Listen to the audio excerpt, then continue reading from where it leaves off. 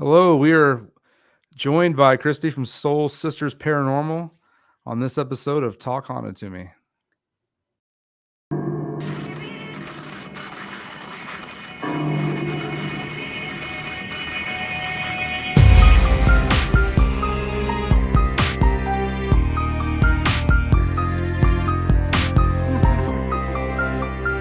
This is a dangerous group. Things that we're dealing with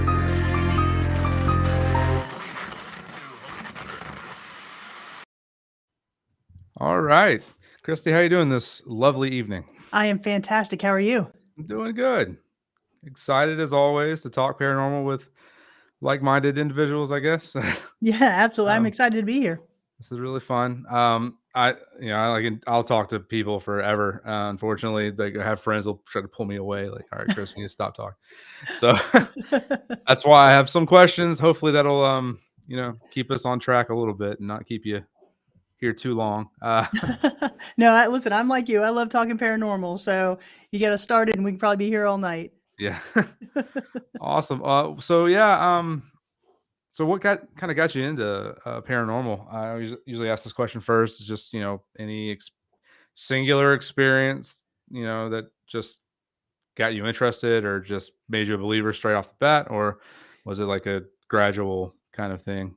Well, my sisters and I have always had a fascination with the paranormal. We'd watch the television shows, Ghost Hunters, Ghost Adventures, and such. And my parents were also very good about letting us choose our own belief structure. Now, I will say I am a Christian, so I do believe that there is an afterlife. But I've always felt that spirits had the ability to speak to us if we listen. Mhm. And so for us, we've always had really that innate belief that there are spirits out there, that there are essentially ghosts that can communicate with us. How we really got started was my sisters and I, we live in different parts of the country. And we would routinely get together to go to different cities and have girls' weekends, so girls' trips.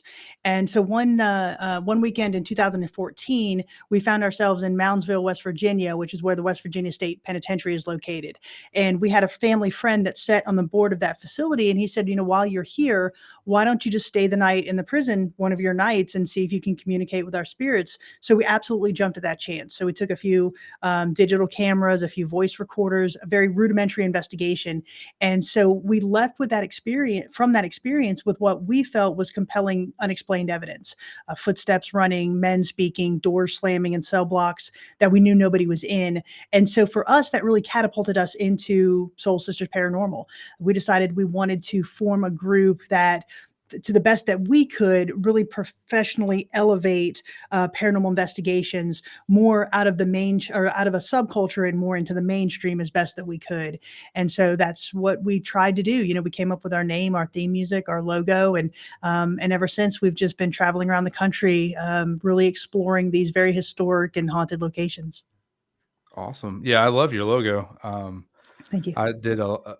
I watched a lot of your videos today. Beforehand, I'd already subscribed and all that stuff, and I recommend that to anybody. Definitely subscribe to their channels, their YouTube channel, and all that stuff, and you'll rattle through those. Hopefully, at the end of the episode, let everyone know about it. Mhm. But yeah, I like the logos. I like the production and stuff you're doing, and then you're doing a lot of it's not. I know a lot of people will go more towards the reality side of it, Mhm. and the reality TV show side of it, and kind of over exaggerate. You don't tend to do that, so I Mhm. like that a lot. I definitely prefer that, more of a scientific based show, and not so much the oh no, what was that, like jump scare kind of thing like that. So Exactly. Well, I appreciate you saying all that, and I appreciate you subscribing. And that's really what we wanted to do. We felt that the history was really the driving focus behind any of our investigations. So whether or not we go to an investigation and find anything paranormal, we're still going to produce a video from that location for the historical narrative. That, to us, again, is that driving factor, really what leads us to do what we do, because we get the chance to have this very tactile experience with these locations, such as Brushy Mountain or the St. Augustine Lighthouse or the Lizzie Borden house. And we want to bring our audience with us on that experience and give them some of the backstory that they may not know about. So for us, it is very much history driven. And there really is no point in our minds to sensationalize anything. We feel that the evidence that we've captured really speaks for itself. And that's where I think we differ from some other teams, and definitely from media, television shows or movies, because we don't try to sensationalize it. We basically say, this is what we did, this is how we conducted this investigation, and this is the unexplainable things that we found. Yeah. I mean, I appreciate that a lot. Just watching it. I know, and this is getting a little off topic, but I think you're going to a battle. You just got done with a battleship, right? I saw the trailer for that. Mhm. Yep. You're Yeah. on the same day, actually. The trailer. Yeah, so we went to we dropped the trailer 2 days ago. That was for the USS North Carolina. So I'm just now finishing the editing process on that video. So hopefully in the next week we'll go ahead and release the full investigation video. When the team first started in 2014, we actually started as a group of 5 females. So it was myself, my twin sister, our younger sister, and then 2 family friends. Through a series of life events such as COVID, Kim had a grandbaby, Cara moved out to Tennessee or to Denver. So through a series of those life events, we've actually evolved the team a little bit to where my twin sister and I are the primary investigators. The others will join us as they can, but for the last year, it's just really been Jenny and myself. So the 2 of us, we went to the USS North Carolina a couple of months ago and had an amazing experience on that battleship. So we're really excited to share all of that evidence with our audience. That's awesome. Yeah. So you brought up kind of a little bit about the group. So, Mhm. and I know that a lot of it's family ties, but is there anything else about kind of how y'all came to be as a group? Well, it is, like I said, primarily it was my twin sister and our younger sister that were the core of Soul Sisters Paranormal, which is, why our logo and our name was so apropos. And so then we had our friend Cara and our friend Kim join us. And we all take it from a scientific viewpoint, such as you mentioned before. We all come from a scientific background. We all have advanced degrees. And we really wanted to put those to use in this realm, really try to go in and debunk things first, or try to come up with a logical explanation before we claim anything as paranormal. So what you see on our investigations is us really going in, looking for plausible explanations, such as environmental factors like light pollution, noise pollution, anything that could contribute to a quote unquote haunting that people might not really consider. And so we do that first, really putting, again, that scientific background to use. And then during the investigation, when we can account for all things environmental to the best that we can, what we're left with is the unexplainable. So for example, if we're in a location and we hear a man speaking, we know that's not one of us, right? There's no men on our investigations with us. There's no men on the property, or a child's voice. We can very quickly rule that out as being environmental, and it's something paranormal that we need to look at. So that's really kind of how we got started. It was just really, as I said before, us getting together to do something unique as sisters and friends. And it really just kind of catapulted into this amazing team, and something that I'm extremely proud of. Awesome. Yeah.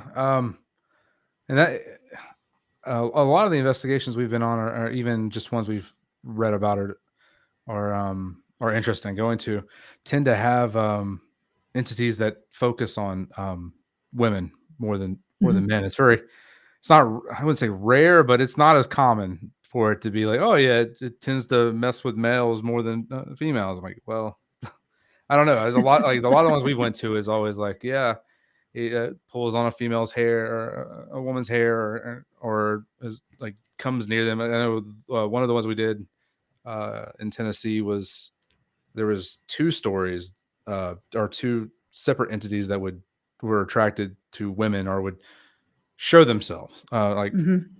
towards it. But yeah, we don't find as many that's like, oh yeah, and that hurts us because we're three guys. It's just, Aw. well, hopefully. So yeah, we've had to ask one of their sisters is interested, and we're like, great, because you're going to be bait after There you this. go. You're going to be a trigger item. Yeah. Um, So, but no, to your point, it is interesting because there really are just a handful of all female teams, and I think that does lend to a different investigation style just by the very nature of who we are and our makeup. I think by just by general standards, women are more empathetic. Not to say that we're empathic per se, but we have empathy on a certain level that's maybe a little bit different than what men have. And mhm, so for us, when we go into a location, we really do try to tend to focus on any child spirits. Any female spirits because we can relate to them a little bit more. And I think that when we go to places like a prison or a jail or a penitentiary, that men will typically try to gravitate toward that as well from the other end of the spectrum, right? Because these are mostly male dominated locations when they were in operation. So mhm, I think we get a lot of different responses, and our approach is a little bit different in that we go in with a very innate sense of reverence and respect for the location as well as the spirits. We at no time do we provoke. We don't go in with bravado or anything like that. It really is a legitimate attempt to tell the story of the location and the spirits that we're trying to communicate with. And so I think because of that, we tend to get some different responses. And like I said, that's something that I'm very proud of, and that's really how we conduct those investigations. yeah. Um, all right. So speaking of your investigations, what are some of your, I guess your, hate these word crazy, but craziest stories or your most compelling evidence or stories during any investigations or hauntings that you've researched? Mhm. Well, I can honestly say that every place that we've been to has been so fascinating, again, for the historical narrative, but also because we've been able to get one or two things that we can't explain in most of the locations that we've gone to. I'd say the one investigation that is really important to me and one that kind of sets us apart a little bit was the investigation of the Ma Barker house in Central Florida. This was the site of the 1935 shootout between Ma and Fred Barker, two members of the Barker Carpus gang, and 12 members of the FBI. So this happened again in 1935. You've got Ma and Fred Barker who have used this house. They've rented it as a hideout to attempt to get away from J. Edgar Hoover and his militia, really, of FBI agents. And so on January 16th, 1935, the FBI agents surrounded this house. A gun battle ensued, which is still the longest gun battle in FBI history, and it culminated in Ma and Fred being killed inside this house. After that gun battle, the owner of the house preserved it as it was that day. So when you walk in now, there's bullet holes in the wall, there's bullet holes in the furniture. Just the windows and the doors have really been changed. Everything else is pretty much original to the house.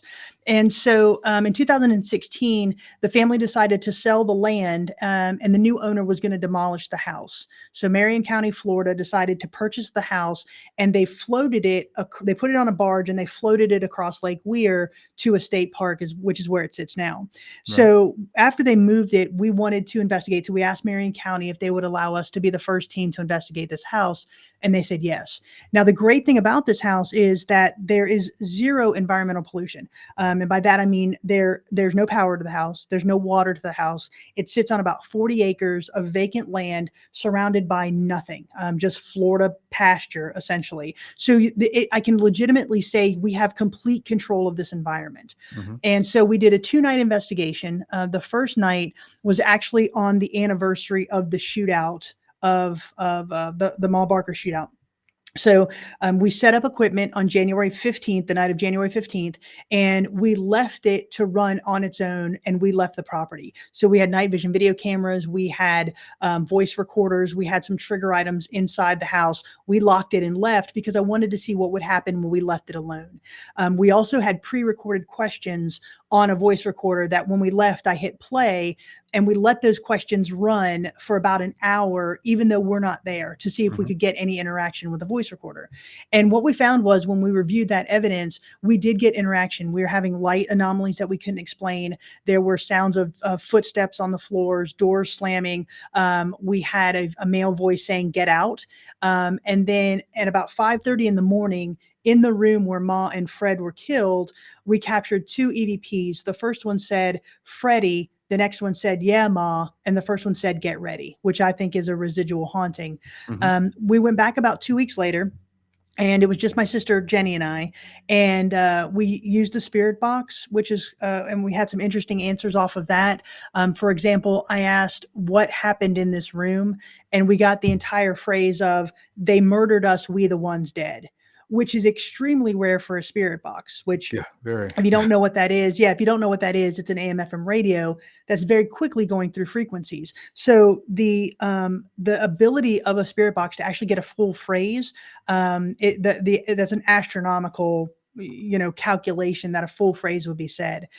So that was probably one of our most interesting investigations, just because we received so much evidence that was very much geared toward that shootout in 1935. So I was very proud of that one. Yeah, and it's good to have that history. Mhm. So I mean, I guess it'd be pro and con, but to be able to kind of know what you're looking for, and Mhm. to know, especially if you hear something, if it's relevant to the history, it leads a little more, I guess, credence to the evidence that yeah, this is could be legit because Mhm. Yeah. that definitely fits the narrative of what happened, especially that long line. Yeah, I've never heard anything like that on a spirit box. I know Mhm. you did the Lizzie Borden house, Yeah. um, and Brushy Mountain. I think you've done a couple of different A times, couple right? of times. Yeah. Yeah. Lizzie Borden was fantastic. There were 5 of us on that investigation. Myself, my 2 sisters, Cara, and my friend Miranda from Ghost Biker Explorations. She's another investigator that we collaborate with on certain investigations. And again, all females in the house for an entire night. And a couple of interesting things that we captured there. As soon as we get to a location, even before we really get out of the car and start, schlepping in luggage, we turn on our voice recorders. So they're always going, the entire duration of the investigation. So we'd gone into the house, we turned on the voice recorders. Some of us are still carrying luggage upstairs to the bedrooms and carrying the equipment up. And so we had set one of the voice recorders down in the parlor where Andrew Borden was killed. Mhm. And so during that setup process, Michelle and Jenny were just sitting in the parlor, just talking about the day. And when we listen to the voice recorder, there's a man's voice that says, "I'm standing right here beside you."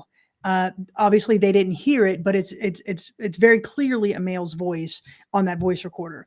A little bit later during that same night, Cara and Jenny were in the room in the parlor, and they were just kind of sitting there talking about the differences between the Villisca axe murder house and the Lizzie Borden house, because we had investigated the Villisca axe murder house prior.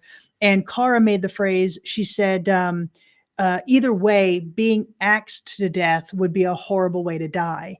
And we captured a man's voice saying it was. Again, very intelligent responses at the Lizzie Borden house. And that one was one of the most intelligent because he's listening to the conversation and he's responding that, yeah, it was a horrible way to die. So we do believe that that was a direct response from Andrew Borden at that point. Yeah, I just watched that one today. I saw the evidence. I was really, really good. I didn't know you went to the Axe Murder House in Iowa. That's Mhm. awesome. Yeah, That's we went to Villisca, and it's interesting. It's a lot different than what you would see on TV. It's a lot smaller. mhm. When you picture it, I kind of pictured it in my mind like the farmhouse in Field of Dreams, right? Just Yeah, cornfields all around it. But it actually sits right in the middle of Villisca. So there's neighboring houses that, are right there, which was a little bit different than my mind had pictured. But it was still a very active night. We captured some children's voices. We captured men's voices. And it was interesting because there were 5 of us on that investigation, and it was such a small house that there was not really a time when all 5 of us were in the house. We divided up right. into subsets, 3 or 2 of us. And there was one instance where Jenny and Michelle were conducting an EVP session in the kids' room where the 4 more children were bludgeoned to death in 1912. And as they and we had this on camera, as they stood up, you see Michelle grab her head and she said, "I've got this bad headache when I stand up." And Jenny said, "Well, let's get outside and get you some water." And as they leave, we captured a child's voice saying, "I didn't do that." Like I didn't cause the headache, Right. which was kind of interesting. So that was a very cool investigation for us. Yeah. Did you see I think there's still the markings from the axe because the ceiling's so low. Yep. So that when he was raising up, or whoever was raising up the axe, it Hmm. left markings there. So I know they left those there. They didn't patch them or anything. So Yeah, yep. So those are absolutely still there. And again, when you see these on television shows, the house looks a little bit bigger than it actually is. It is a very small house. mhm. So when you see these locations, it actually gives you a little bit more, obviously, detail into how some of these things could occur. How could somebody go in and kill 8 people, in just a matter of minutes? Well, it's very easy because basically you swing the axe a couple times in this room and you literally just pirouette and now you're able to kill 4 kids, right? It's very quick. And so it's very interesting when you visit these locations because they are different than really what you see on television. Oh yeah, or even just pictures. We've had a couple where Hmm.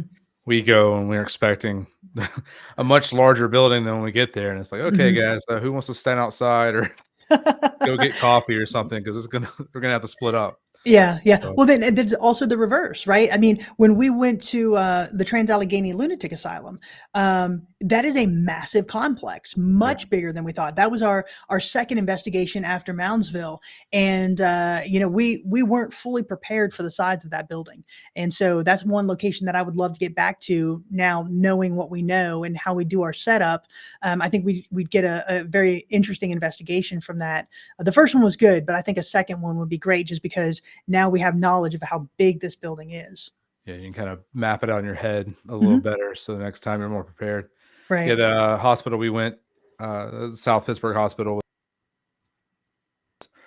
We weren't prepared for that. It was only 3. We were able to get some corners and kind of a mindset of what we would do, like from a nurse's station or something like that, because they're kind of laid out the same. Mhm. But we still didn't hit everything we wanted to hit in that place because of that and because of how bitterly cold it was. It was like it was like 19 outside, and it was actually colder inside. And there's no power run to like hardly any of it, so Mhm. you're just freezing. We should have brought a heater and at least had like a heating station, but we didn't. Yeah, and that's what's kinda interesting about some of these northern locations, right? Most of Mhm. them are not climate controlled, but, Yeah, you just gotta kinda do what you gotta do, I guess. right. Uh, so you talked about the ex murder house. That's one of my bucket list items, Mhm. many. So that leads me to my next question, which is, where have you not been that you would love to go? Like your bucket list Mhm. haunted location or investigation location, whichever. I would love to get out to the Queen Mary. I think that would just be an amazing investigation out there in California. Internationally, Leap Castle is in Ireland is my number one bucket list. Really, anywhere over there in Europe would be Yeah, an amazing investigation. Just because, I mean, I love American history, but European history just has a longevity that we don't have. yeah, So to get over there and investigate in Ireland and England, in France, I think that'd be a very cool international trip to go on. I've been to Australia, and there's a place called the Monte Cristo Plantation. Now, we were there as tourists, but I would love to get back as an investigator, just because mhm, that's supposed to be one of the most haunted places in Australia. So we have some international bucket list locations, but here in the U.S., there are just so many places that they don't even have to have a large story like Brushy Mountain or the St. Augustine Lighthouse. Just anywhere that has a really interesting legend or lore or a small haunting. We love highlighting those places as well. yeah, yeah. I've seen Queen Mary from afar. I was out in California 2 years ago. I think it was 2 years Mhm. ago, and we were driving, and I could see it, and I was like, "Hey, there it is. That's the closest I'm getting to it right now." But that's definitely a place I'd like to go. Rose Mhm. Hall is a really exciting one, and Ancient Ram Inn would be really great to go to as well. Those are my 3 of mine. I mean, there's a lot more I could start rattling off, but Ancient Yeah. Ram especially has been just the history, the fact that it's been around forever, because it was Mhm. built for one of the castles. It was for the people to live while they were building the castle, so Mhm. and it's been there the whole time as a bar, tavern, inn the whole time. It's just crazy to me. Like Yeah. And again, to your point, there are just so many locations that you can just take one state and have just a tour around that state and go for months and not hit the same location. So and that's what's so neat again about what we do is we get to have these experiences. We get to, not many people can say they've stayed the night in the St. Augustine Lighthouse or Brushy Mountain State Penitentiary or the Lizzie Borden House. But Right. we get to say that we've done that. And that's what makes this such a cool thing to be involved with. Yeah. I mean, it's different. It is. It really is. Like, and you say like states, I mean, even certain cities are like that, like, Mhm. Savannah, Mhm. it's just there's so many locations. I mean, the fact that, some of the streets and houses are built on top of, graves because they weren't able to find Mhm. anybody descendant to let them move it, so they just ended up buying or building on top of it. Right. Well, Or St. sometimes Augustine, yeah, yeah, same the same. thing. I mean, there's a lot of cities that are just jam-packed.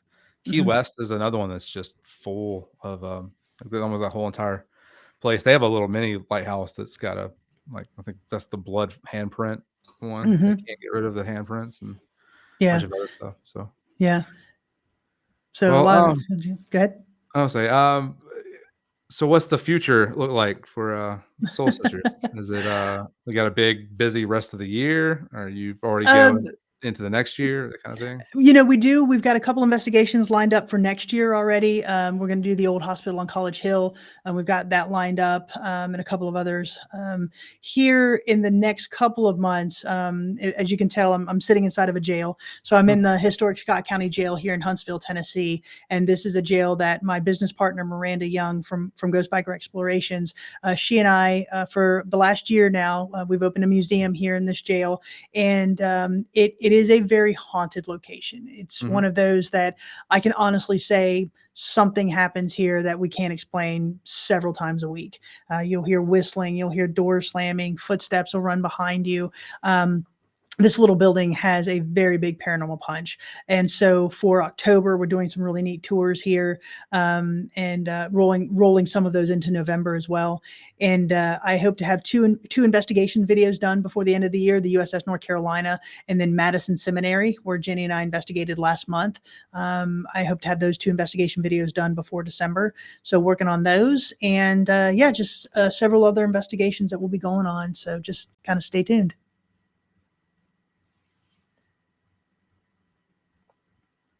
Um, but, you said after, the seminary, what was the next thing? Sorry. Yeah, so hope to have an investigation video done of the USS North Carolina and then the Madison Seminary, where Jenny and I investigated last month. Mhm. So we'll hopefully have those two investigation videos done by the end of the year. And then we've got several investigations that we have coming up at the end of this year, as well as rolling into next year. But otherwise, it's really just kind of focusing here on the historic Scott County Jail and some of the haunted tours that we have going on in October. Awesome. Yeah. Um, wow. Busy.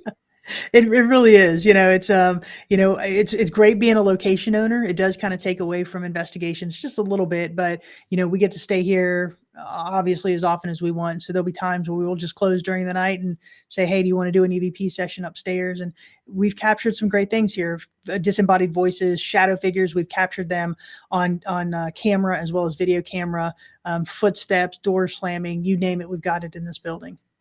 Wow. Yeah. I'm interested in it. I saw the post and stuff a day or two ago saying that, Mhm.